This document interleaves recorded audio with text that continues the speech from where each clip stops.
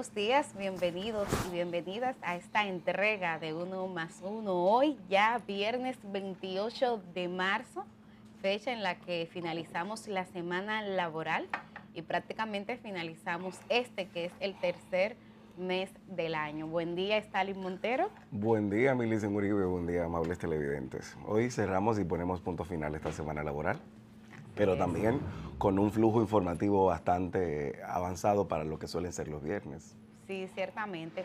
Pero si tú superas, a nivel informativo, bastante flujo, pero a nivel país, Stalin, yo siento como que hay una especie de lentitud. O sea, no veo muchos movimientos, no veo avances en temas fundamentales. De hecho, por ejemplo, ahora que estamos cerrando este mes de marzo, aprovecho y pregunto, ¿y en qué han quedado aquellos proyectos de fusión de instituciones, incluyendo ministerios muy claves que el gobierno propuso y que de hecho aquí en Uno más Uno habíamos tenido varios ministros que tienen que ver con esas áreas específicas y que habían dicho que eso estaba ya a tiro de hit? Lo dijo aquí Ignacio Paliza, lo dijo aquí también quien hasta ese momento era ministro de Educación, Ángel Hernández, lo dijo el todavía ministro de Educación Superior, Ciencia y Tecnología, Franklin García Fermín. Se supone que en su discurso del 27 de febrero el presidente Luis Abinader ya iba a hacer la presentación formal de los proyectos de leyes, porque la fusión de estos ministerios implica pues que haya proyectos de leyes específicas.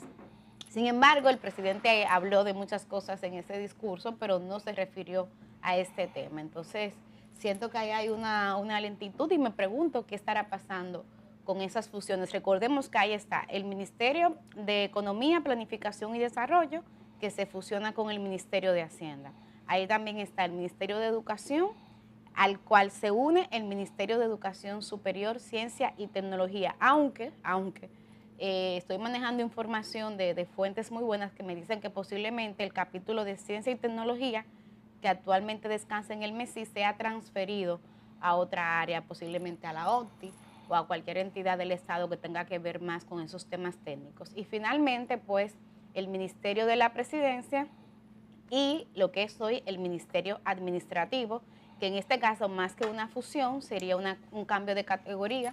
En el Ministerio Administrativo, pues, se quedaría como un secretariado. Así las cosas, Stalin Montero. Bueno, de este proceso, una de las cosas que llaman poderosamente la atención es la celeridad y la prisa que había inicialmente para que se materializara. Sin embargo, como bien acabas de señalar y de desmenuzar, sigue siendo una asignatura pendiente y algunos de estos casos inclusive tienen la encomienda de pasar por el Congreso Nacional para verificar la factibilidad y que puedan finalmente producirse y aún están. Y en ninguna de las semanales, por lo menos de este mes, tampoco hemos visto que esté dentro del tintero. Habrá que ver en la medida en que la semana próxima transcurra, si el gobierno tendrá algún elemento de avance.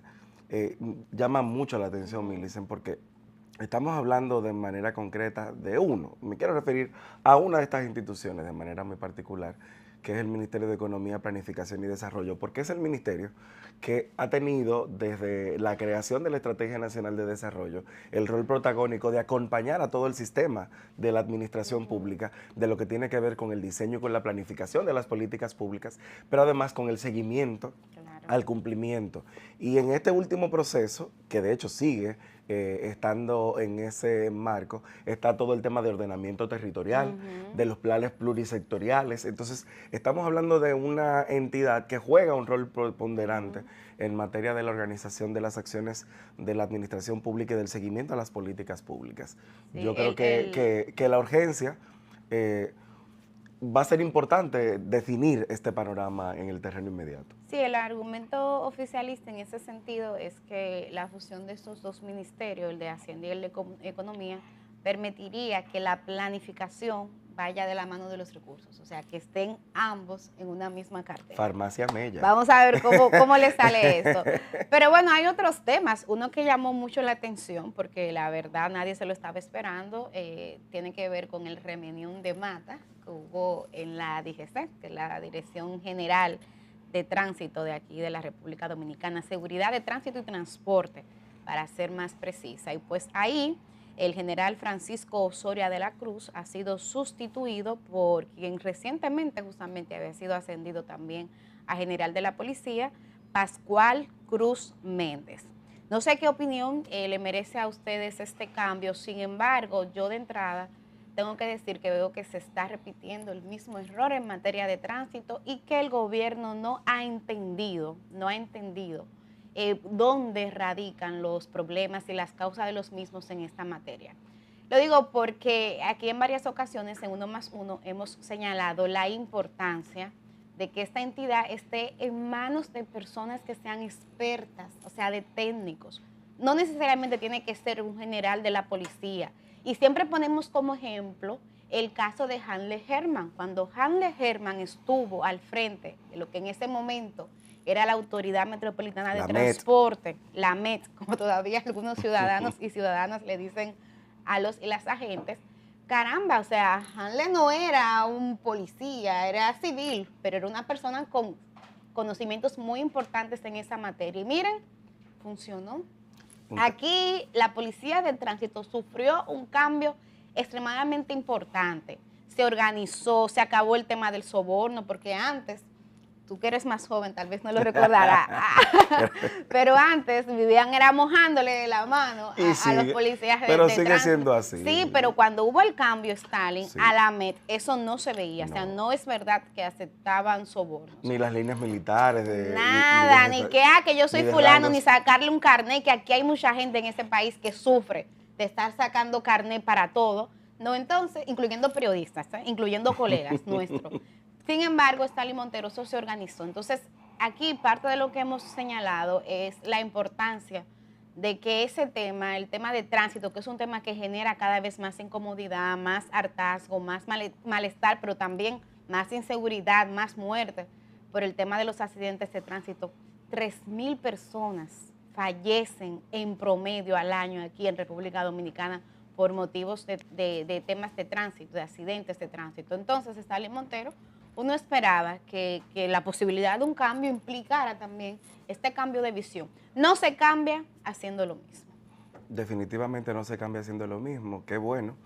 Me parece que también ahí, Milicen, un elemento para agregar es la importancia de que los espacios como el Congreso se movilicen y hagan ese proceso de fiscalización. Podría, me parece a mí, tener que ver mucho la comparecencia que tuvo el director del Intran, Milton Morrison, en el Senado, en el Congreso la semana pasada, y precisamente lo que decía respecto a que la política y el diseño iba por un lado, pero como no había la posibilidad de bajar una línea jerárquica a la DGCET, pues que podía haber este desentendimiento en la articulación. Y si es así, qué bueno que de manera oportuna se tomen las medidas y ojalá que este cambio, ayer veí en algunos medios parte del perfil profesional del nuevo director de DGCET y es una persona con un currículo bastante amplio, tiene incluso, se mencionaba, alguna formación en materia de género, que no es habitual también para los perfiles policiales y ojalá que esto de alguna manera también pudiera surtir en mayor efectividad al momento de articular todo lo que tiene que ver la política con una problemática tan importante para el país como es el tránsito. Bueno, vamos a dejar este conversado hasta aquí, pero solo comentarle algunos hechos que estarán en el marco del fin de semana. Por un lado, el gobierno va para la calle.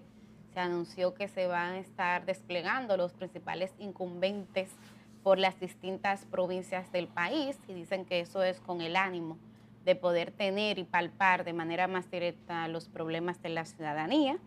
Igual manera, la marcha de Friusa que va a ser este domingo, y no lo digo como promoción para nada, lo digo porque me pareció interesante que ayer veía un reportaje en el seno de Friusa y más de un dominicano y dominicana señaló que el principal problema ahí no son los haitianos, no es el tema de la seguridad, sino que ellos lo que necesitan son obras de infraestructura.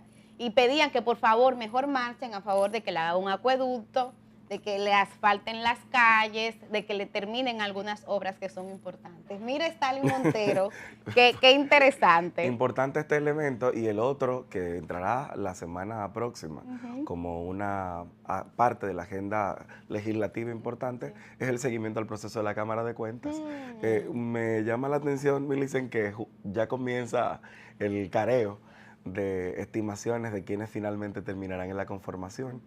Ujú. Se van también agregando elementos de valor para el conocimiento de los perfiles que ya están en estas ternas, en estas Ujú. 5 ternas, de las cuales se cogerían esos 5 integrantes del pleno, del próximo pleno de la Cámara de Cuentas. El país estará atento a esto indiscutiblemente Y hay que estarlo, mira, aparte de los datos que una ha ido viendo, es que entre los 15 seleccionados hay inclusive personas que han sido parte de las barras de defensa de imputados en casos de presunta corrupción administrativa.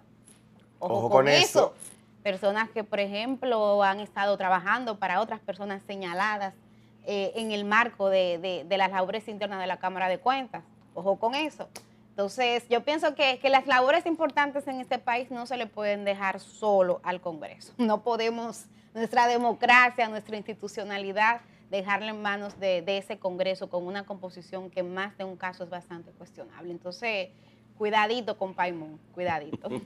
Bueno, Milicen, hoy tenemos 2 entrevistas en esta mañana y la primera de ellas, que la tendremos al regresar de esta pausa muy breve, es precisamente con el coordinador general de participación ciudadana. Con él hay mucho de qué hablar a propósito de que justo en esta semana y con estos casos de corrupción en el sistema penal dominicano, vamos a ver, verificar cómo han transcurrido, qué elementos están, cuáles han sido las dilaciones y cuál es la posición de esta importante organización de la sociedad civil, de qué entiende que ocurrirá en este proceso. De esto y más tras la pausa. También recuerde que puede acceder a todo el contenido que producimos acá en Uno más Uno a través de las diferentes plataformas en redes sociales, en Facebook, en Instagram y, como no, en YouTube. Si no está suscrito o suscrita al canal, está en el mejor momento para poder hacerlo.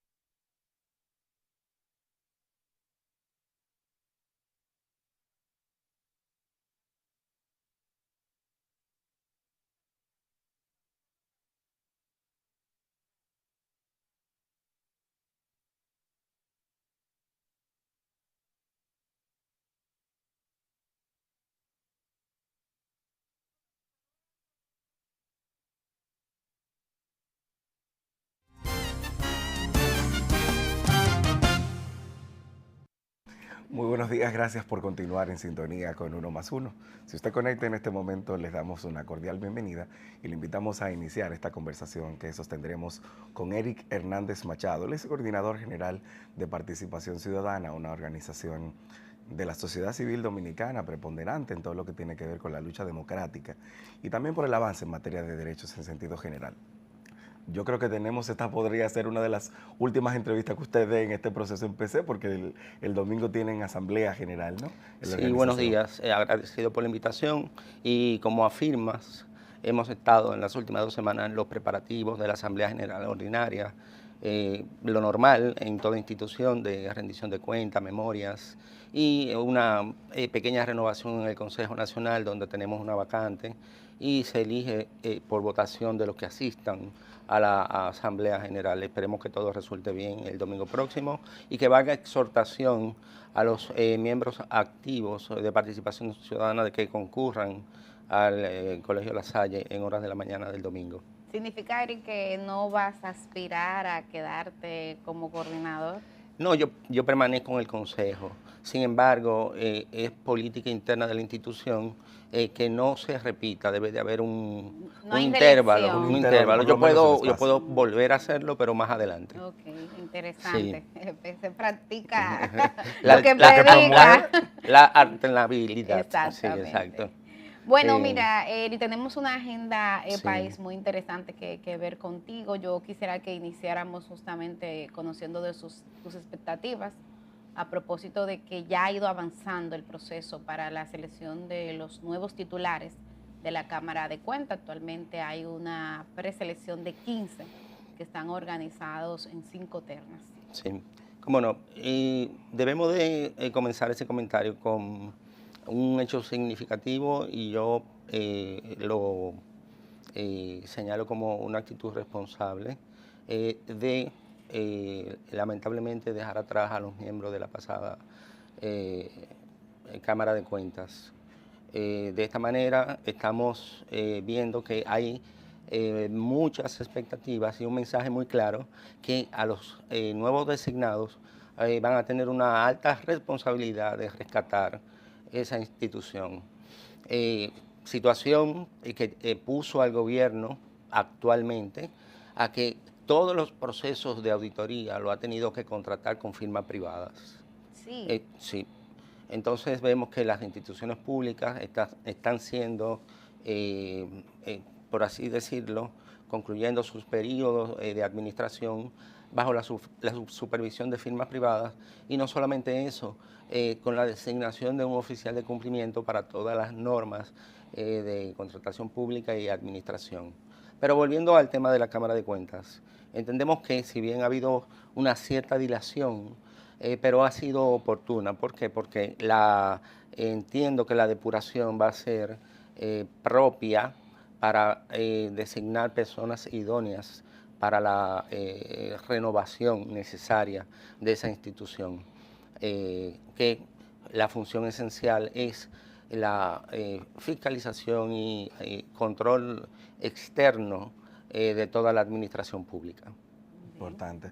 Eric, uno de los elementos centrales de esta semana precisamente ha sido un informe que Participación Ciudadana ha presentado sobre los principales casos de corrupción, de presunta corrupción en la administración pública, y ustedes pasan un balance, ven en qué estatus están y proyectan un poco, ¿no?, la realidad en que se encuentran dentro de su debido proceso. Sí. ¿Cuáles fueron los principales hallazgos?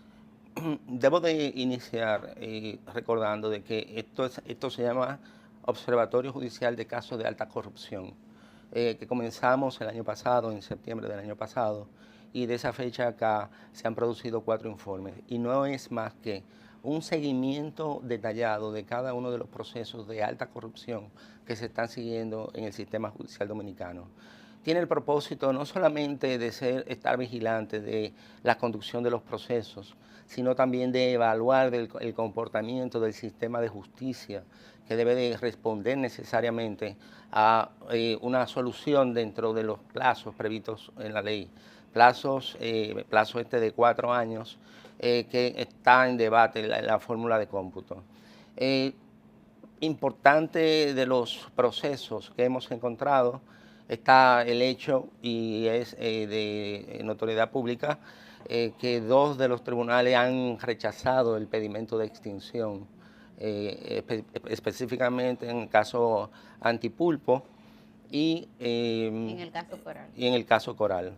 Si bien todavía no tenemos la sentencia propiamente dicha, pero las magistradas se han manifestado en su sentencia en voce, en el sentido de que el comportamiento de las partes y especialmente del tribunal no llevan a la conclusión dentro de la razonabilidad de que los procesos penales estén extintos. Ya cuando entreguen la sentencia, que está fijada para el 7 de abril, veremos en detalle cada una de las actuaciones de las partes y las razones por las cuales ellas entendieron de que no procedían los pedimentos de extinción. Y eso tiene una incidencia en los otros casos de corrupción. Hoy hay un periódico, me parece que es el Listín o el Diario Libre, que señala cómo en todos los casos de presunta corrupción administrativa han terminado la mayoría de ellos con el tema de la extinción penal. A partir de la sentencia de estos dos tribunales, ¿pudiera esto, Eric, crear algún tipo de precedente para los otros casos de presunta corrupción que se están conociendo? Lo importante de estas decisiones es el fijar la posición de que ese plazo de 4 años no se trata de un plazo matemático que se calcula de fecha a fecha, sino que debe de evaluarse la conducta procesal de todas las partes e incluso haciendo acopio a sentencias del Tribunal Constitucional Español, incluso se debe de evaluar la actitud de los operadores de justicia. Pero la muestra, y está en el informe, es que los operadores de justicia han actuado de una manera responsable y eficiente. Incluso uno de los tribunales celebrando audiencias 2 veces a la semana y rechazando muchos de los aplazamientos que no se corresponden. La importancia es mantener el criterio de que ese plazo de 4 años no es matemático. Interesante eso. Otro de los actores que podemos ver en el marco del debate de estos casos son los medios de comunicación, a quienes en algunas ocasiones le han señalado como parte de ser tribunales paralelos. La opinión pública dice que se constituyen eso y que también emiten sus sentencias. En el caso del informe, ¿qué pudieron recopilar ustedes en relación al accionar mediático y de cómo este incide en el conocimiento de los casos? Si lo tocaron. Lo desarrollado en el cuarto informe y específicamente en la actividad que hicimos en participación ciudadana sumamente interesante, con la participación de Fausto Rosario. Gran periodista. Sí, claro. Con una posición sumamente interesante sobre la incidencia de las redes sociales en los procesos judiciales, y Cándido Mercedes, que también dio otra cátedra en relación a los conceptos y el manejo de las redes sociales en las responsabilidades que se tienen al crear una opinión pública respecto de los procesos judiciales. La conclusión de la actividad, podríamos decir, es que todo medio, ya sea prensa, ya sea redes sociales, ya sean personas que desean hacer opinión desde sus plataformas, debe de ser una actitud responsable, no debe de, por así decirlo, buscar incidir de manera negativa en los procesos judiciales y que hasta cierto punto debe de estar regulado por las autoridades. Okay. Y en el caso del Ministerio Público, ¿jugó o ha venido jugando su rol en estos casos? Y te lo pregunto porque he escuchado también algunos comentarios de que el Ministerio Público ha caído en una trampa, porque relacionan el que estos procesos se hayan extendido en parte a que ha presentado expedientes que son muy copiosos, que son muy largos, y que luego justamente los tribunales han decidido ir leyendo con su punto y coma cada una de estas acusaciones. Bueno, en relación al Ministerio Público, por lo menos la exhortación que hacemos para este caso y posibles casos por venir es la interpretación que se le da a la norma. porque la norma dice que en relación, lo más criticable que sucedió, que duraron 6 meses leyendo la acusación, pero sin embargo la norma dice que se leerán los hechos y la acusación.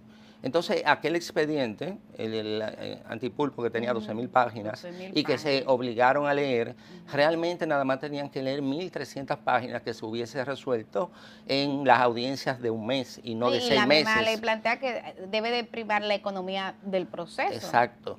Entonces, si solamente se hubiese leído los hechos y la acusación, el plazo hubiese sido sumamente breve, se hubiesen economizado 5 meses. Sin embargo, la interpretación de la norma tenemos que exhortar a los operadores de justicia que se haga de una manera lo más cerrada posible. Si bien el derecho de defensa de las partes no puede ser puesto en duda, pero es innegable de que necesitamos de los operadores de justicia una actitud responsable para cerrar el cerco a este tema de estar en medidas dilatorias buscando la extinción de los procesos penales. ¿Qué es lo que ha ocurrido en muchos de Es los lo que ha otros ocurrido, casos? sumamente. En su caso, Eric, usted tiene una doble condición. Además de coordinador general de PC, usted es un conocedor en profundidad profesionalmente en el caso del sistema judicial dominicano Sí. como juez. Y Gracias. ahí le preguntaría que parte del proceso, y yo insisto mucho, a veces le comento a Millicent en nuestra cotidianidad, la importancia también de que el Poder Judicial, de que jueces y juezas tengan de alguna manera una conexión con el sentir popular. Y lo planteo sobre todo porque la justicia tiene un elemento importante que es la legitimidad. Es parte de la garantía de paz social que el Poder Judicial pues lega y brinda a la sociedad dominicana cuando aplica justicia de manera oportuna o cuando se crea esa condición y esa sensación de que la justicia sirve para poco o no cumple con su rol. Y en los casos de corrupción en la administración pública, la idea de impunidad ha quedado como resultado en muchos de los casos. ¿Cómo ve usted desde el sistema las posibilidades de que se avance en este proceso? El panorama judicial inició con el discurso del presidente de la Suprema Corte de Justicia admitiendo la mora judicial en sentido general. En unos casos más, en otros casos menos. Para participación ciudadana no basta admitir la existencia de la mora, hay que darle una solución. Ahora, la actitud de los jueces y la compenetración con el sentir de la sociedad, sin duda los jueces están identificados con eso. En la actividad que estuvimos, hubo jueces presentes en la misma y con intervenciones sumamente interesantes, indicando su preocupación por los procesos, pero no solamente esa preocupación de una manera aislada de concluir, sino enfatizando de su rol imparcial frente a todos, frente a la acusación, frente a los imputados y obviamente las víctimas. Es un tema complejo. Es complejo porque el sistema de justicia dominicano, y lo admitió la magistrada en la sentencia in voce que comentamos, que rechazó la extinción del proceso, que el sistema de justicia dominicano no estaba preparado para la envergadura de estos procesos. Y eso es algo que debe de llamar la atención a todos los operadores de justicia, a la Procuraduría General, a los jueces de la Suprema Corte de Justicia y, ¿por qué no?, a todos nosotros que le damos seguimiento a eso, de que en esa sentencia que se rechaza la extinción del proceso, la misma magistrada admita que el sistema de justicia necesita de un mayor respaldo, ya sea técnico, logístico, de apoyo para que esos procesos, por cualquier tipo de razón, no sean retrasados. Yo quisiera, Eric, que volvamos al tema de la Cámara de Cuentas. Es un tema demasiado relevante y está en la cumbre del debate de la opinión pública.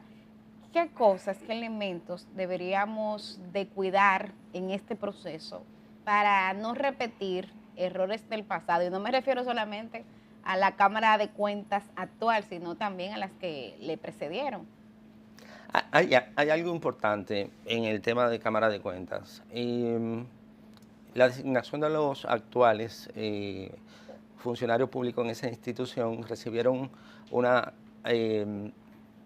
una Cámara de Cuentas con una legislación algo difusa en relación a las atribuciones individuales de ese colegiado. Ujú. Es una institución que viene de los años 50, o sea, de la época de Trujillo, y con una normativa que quizás no estuvo adecuada o no está adecuada a los tiempos. El Poder Ejecutivo se preocupó al final del camino y introdujo un proyecto de ley para identificar cuáles eran los roles de cada uno de los miembros y hasta cierto punto fortalecer lo que se denomina, puede ser, el liderazgo o la presidencia de la Cámara de Cuentas. Estos nuevos funcionarios que sean designados deben de atender a esa legislación que salió apenas Sí, que acaba de el ser año modificada. pasado, el año pasado, y deben de darle un valor y eficacia para hacer de su función un resultado que todos esperamos, y es que cumplan con su función de auditoría y fiscalización. Entiendo que tanto el Poder Legislativo como el Poder Ejecutivo trataron de resolver el problema, pero quizá lo hicieron un poco tardío. Sí, ya administraron la cura cuando ya la enfermedad. Así es. Sin embargo, para mí, más allá del problema legal, que creo que sí, que es Sí. importante siempre tener la normativa, me lo han enseñado mis amigos abogados, eso es importante, la ley siempre. Sin embargo, la lectura que yo tengo, en términos muy personales, de lo que ha pasado en la Cámara de Cuentas, es más un tema de voluntad política, que en este caso sería una falta de voluntad política en todos los sectores que están ahí, de realmente combatir la corrupción y la impunidad. Y por eso me pregunto, ¿cómo lograr que ahora cada uno de esos miembros y cada una que se sienten en esa silla, garanticemos que sean personas que de verdad tengan una agenda de lucha contra la corrupción y la impunidad, que es la aspiración que tiene la gran mayoría del pueblo dominicano? Eric. Bueno, voy a hacer acopio de la mención de que yo pertenecía al Poder Judicial. En aquella época, siendo yo muy joven, me nombraron en un tribunal colegiado. Éramos 5 jueces. Después que un funcionario público es designado, lo primero que tiene que hacer es revestirse de la independencia necesaria para sus funciones. Y junto a esa independencia viene la responsabilidad. Ningún órgano colegiado va a funcionar si nunca sus integrantes, después de su designación, todavía siguen pendientes de su origen o de su designación.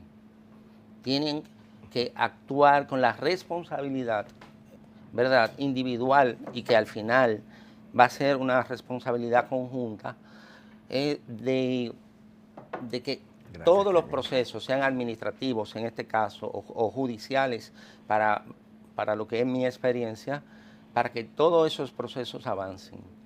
En definitiva, la solución está en la persona, en el profesional, que debe de ser responsable de que hacer funcionar una institución, si bien se necesita la ley, pero todo está en la responsabilidad personal, individual, que se vaya de manera directa al colegiado. Y si no sucede, reclamar inmediatamente por parte del Poder Legislativo las responsabilidades y no prolongar eso en el tiempo, porque eso fue otro gran daño. No postergar esa agonía. Eso fue otro gran daño que se le hizo a la institución. Tenemos un precedente de que hubo una Cámara de Cuentas que se destituyó en pleno. Completamente. Sí, lo recordamos. Entonces, no sé qué pasó ahora. Esperemos que no solamente la designación tenga las expectativas positivas que esperamos, sino que se actúe con responsabilidad si no responden. En la fiscalización. Eric, uno de los elementos que dio esperanza de la conformación de este pleno que concluye en la Cámara de Cuentas era que se presumía sus niveles de independencia. Quienes lo integran no eran reconocidos, no son reconocidos con militancias partidarias directas. Claro. Y esto generaba un tipo de esperanza para una buena parte de la sociedad dominicana que ve siempre con preocupación el tema de los nexos con la partidocracia, con los partidos políticos y quienes integran este tipo de espacios tan importantes para dar seguimiento. Ahora, parte de lo que se produce como debate con la oposición, especialmente en el Congreso, es si realmente hay tales niveles de independencia en parte de esta confirmación, de esta nueva conformación, por lo menos de estas 15 personas que han pasado la primera terna. Y Millicent, en el comentario de esta mañana, incluso señalaba en concreto como una de las personas que integra las ternas, que encabeza una de las ternas, es una persona vinculada a la defensa de uno de los principales casos de corrupción. Y ahí uno se pregunta, cuáles son los riesgos también de qué ocurre en los casos en donde esta actitud personal, sí, en términos profesionales, no necesariamente se aplique. Bien, para la Cámara de Cuentas, el tamiz o el filtro que debe de primar es principalmente, número uno, el tema profesional, pero también tratar de que no llevar personas que tengan intereses profesionales y particulares ligados a casos notorios o bien a procesos de lucha anticorrupción. El Poder Legislativo es soberano en relación a esa designación, pero así como nos preocupamos por hacer consignar en la Constitución que la Procuraduría General de la República debe de tener, uno de los requisitos es la apoliticidad. Ese elemento debemos también de transformarlo en la designación de la Cámara de Cuentas, no solamente que no tengan vínculo político, sino que no tengan un vínculo de dependencia profesional con intereses que pueden empañar las funciones. Pienso que todo profesional tiene derecho a participar en los procesos que entienda y también tiene derecho a acceder a la posición pública que entienda. Pero eso es un equilibrio que deben de ser evaluados por las personas que van a designar. Sí, porque hay conflictos de intereses que definitivamente se tienen que evitar. Bueno, muchísimas gracias, Eric Hernández Machado, en esta que posiblemente sea su última entrevista como coordinador de participación. Pero ya Eric es oficialmente miembro del Consejo Consultivo de Uno Más Uno. Reiterar la invitación entonces a la asamblea de este fin de semana que tiene participación ciudadana. Domingo, ¿a qué hora? Inicia a las 10, pero es conveniente que lleguen temprano. Para que puedan registrarse. Sí, en el Colegio La Salle. Bueno, gracias, Eric, por la comparecencia. Gracias por la invitación. Muy bien, ahora vamos a una pausa y regresamos con nuestra segunda entrevista. Será con Alexander Nova Cruz, que es un joven cooperativista. Él está al frente de la cooperativa del Ministerio de Relaciones Exteriores. Mire.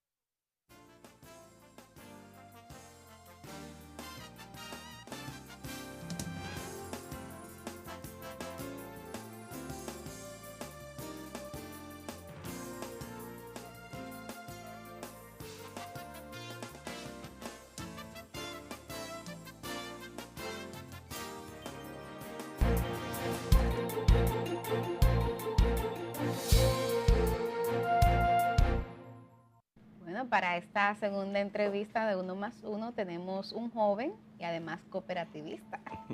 Me refiero a Alexander Novacruz, quien es gerente de ahorros y crédito de la cooperativa del Ministerio de Relaciones Exteriores. COTMIRES es el nombre formal de la cooperativa. Bienvenido a Uno más Uno, Alexander. Buenos días y muchas gracias. Muy contento de estar aquí el día de hoy. Bueno, mira, hemos querido invitarte porque el mundo del cooperativismo ha estado presente, pero lamentablemente de manera negativa en los medios de comunicación. Hemos visto varios fraudes de cooperativas importantes que pudieran terminar restándole la fe y la confianza al modelo cooperativista. Entonces queríamos que de entrada nos pudieras hacer como una especie de diagnóstico general de cómo anda el cooperativismo en República Dominicana. El sector cooperativo en la República Dominicana es muy bueno. Desde pequeño yo estoy en él y confío en él. Y a nivel mundial se ha caracterizado por la ayuda mutua y la solidaridad. Como todos los sectores, el mismo no está exento de escándalos y tiene sus luces y tiene sus sombras. Recientemente hemos visto cómo en el sector inmobiliario han habido también ciertos temas de estafa. Y lo que pasa en general, tanto con la ley 127/64 de asociaciones cooperativas como con otras, es que se deben de reforzar y debe de haber un buen régimen de consecuencias para eso. Lo primero que nosotros debemos hacer en la República Dominicana es actualizar nuestras leyes. Es del 64 en este caso. Es del 64. Wow, pero el país ha cambiado mucho del 64 para acá. Sí, mucho. ¿Y por qué no se ha logrado? Porque varias normas importantes se han ido actualizando. ¿Qué ha pasado con eso? Qué buena pregunta. Y es que hace falta consenso del sector cooperativo. Los líderes del sector cooperativo no se han puesto de acuerdo para eso. Y con eso forzar obviamente a la clase política. Desde el 2015 han habido ya 3 proyectos de leyes para la modificación de este marco jurídico importantísimo para el sector. Y no se ha podido concretizar. En el año 2015, el primer proyecto de ley fueron mis padres, mi padre y mi madre, que lo introdujeron. Y ahí se creaba la Supercop, que era la Superintendencia de Cooperativas. Luego de ahí vino otro, y ahora el que está actualmente, que lo estamos discutiendo, y ese crea es la Dirección General de Cooperativas, la DIGECOP. Y aunque lo estamos analizando, no vemos la intención política de aprobarse. ¿Cuál sería la diferencia entre la actual IDECOP y estas propuestas que hacen de creación de otros organismos tipo, en el caso de la superintendencia queda claro porque sería un suprapoder para regular el sector, pero en este caso la segunda opción que planteas, ¿cuál sería la diferencia en este caso entre el IDECOP y ella? En la Dirección General de Cooperativas simplemente sería, a diferencia de IDECOP, el poder que tiene para regular. Y es que todo el mundo sabe que hay muchas cooperativas que tienen más economía que el IDECOP. Y para empezar, debemos de dotar del IDECOP de recursos para poder tener buenos profesionales y para poder tener todo digitalizado. Actualmente el IDECOP tiene un catálogo único de cuentas en el que trabajamos y todas las cooperativas lo tienen a mano. Esto es muy importante porque eso quiere decir que va a haber transparencia en el tema de la contabilidad. Pero aún así, como digo, falta intención política y eso es lo que nosotros estamos propugnando. Falta intención política porque entendemos que desde la Presidencia de la República debe de haber algún tipo de decreto para que todas las cooperativas empiecen a utilizar este catálogo único de cuentas y debe de haber presupuesto para que el IDECOP a partir de ahí tenga un sistema único contable para que todas las cooperativas les reporten en tiempo real al IDECOP. Y así va a haber más transparencia y más datos reales. Debo de agregar a esto que estamos hablando de un sector que está manejando más de 300 mil millones, que es un % considerable del Producto Interno Bruto de la República Dominicana. Entonces yo creo que a eso debemos de enfatizar más.